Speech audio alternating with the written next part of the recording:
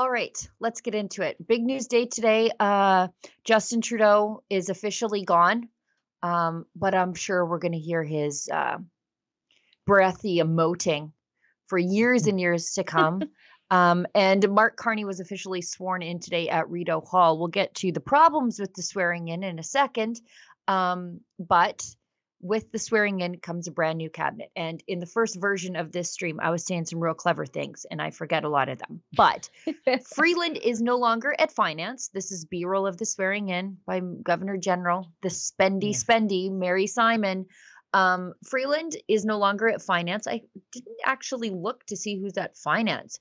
But Freeland is over at transport, which I think is a frightening proposition considering Freeland herself has said she doesn't even own a car, doesn't even own one. When she was driving a car in Alberta, she got an enormous speeding ticket, one that probably should have taken her license from her. And then, of course, the person in charge of transportation in this country is best known for freezing the bank accounts of truckers. That's, I guess, the first major appointment in Carney's cabinet. Drea, in the first version of this, he said it's odd because Freeland has a lot of baggage and is widely disliked by a lot of people for her persona, her demeanor, the way she presents and comports herself in public, her twitchiness, her propensity to do tyrannical things. I think if there are, why she always wears weird shoes.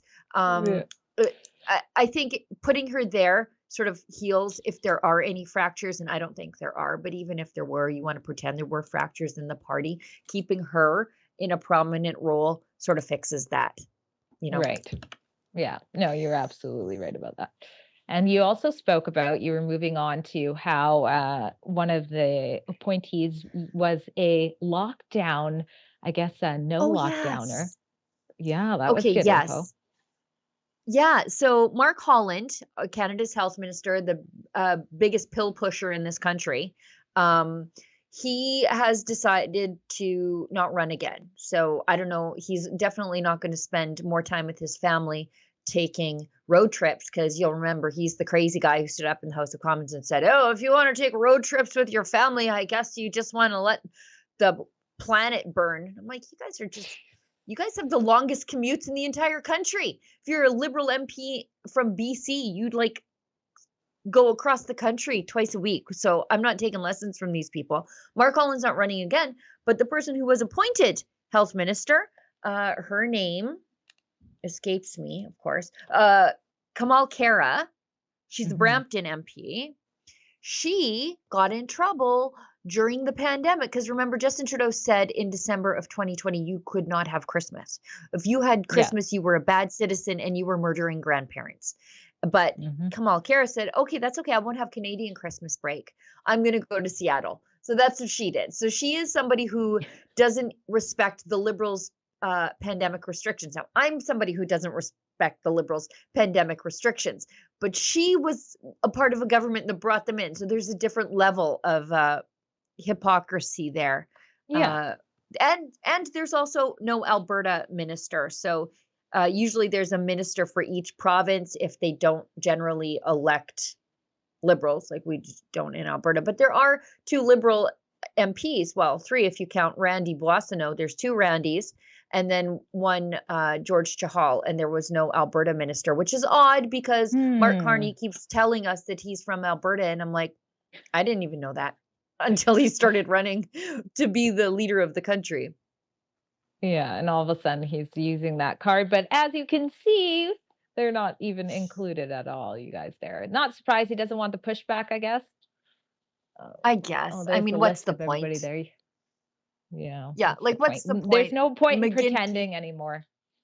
Yeah, McGuinty stays at public safety. So chief gun grabber, he's staying at public safety. Rachel Mandayan has been moved out of her portfolio at public safety as a deputy minister. She was the one who announced the most recent gun grab. The Minister of Maid for Veterans is now Elizabeth Briere. Yeah, I don't know. It's We're gonna have mostly to go the through same. the list very carefully. It well, we'll Yeah, have to it's see mostly the whoever's same, changed save and for 3. Yeah, hmm. I'll be playing. Okay. Yeah, yeah. So there's You that. Now, go ahead. it's like there's a delay on top of everything. But no, I was just saying, you know more about the federal stuff. I'm fairly new to politics. Like 2020, when the world was falling apart, is when I woke up. And then I just, I'm learning everything. So some of these people are seasoned that I still have to learn more about. Yeah, but you and everybody else woke up in 2020. Yeah. So don't take that as like a strike against yourself. Like you and literally Yeah. 90% of conservative activists right now all woke up in 2020 and realized something was dangerously wrong. And speaking of waking up in 2020, that's when they woke up Mark Carney and said, we need you to be our chief advisor on pandemic Hmm. spending, which we will never be able to pay for. And the version of universal basic income called CERB that they brought in, he's the big guy behind that. And then the Ah. freezing of the bank accounts, he's the guy behind that. The invoking of the Emergencies Act, which ultimately was illegal, he's the guy behind that.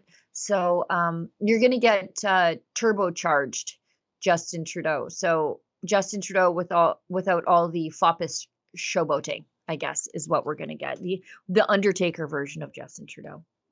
Oh my gosh. If he was behind CERB, my family member just got a letter. You know those letters that were going out saying you have to pay us back things? It's been years and they just got a letter saying like that they have to pay back like thousands of dollars. Meanwhile, there were homeless people and a lot of addicts taking the opportunity of getting it and overdosing because they were shooting up so Yeah. much at once because of CERB. So Yeah. Kids great living at home. legacy. Like 18-year-olds living at home. Yeah. Parents paying their phone bills and they're getting served just because. Oh, hi, it's Ezra Levant here in Toronto with an important message because we need your help. Independent journalism in Canada is under attack. Government censors, big tech deplatformers, and the dying legacy media are all working together to maintain exclusive control on the information you receive.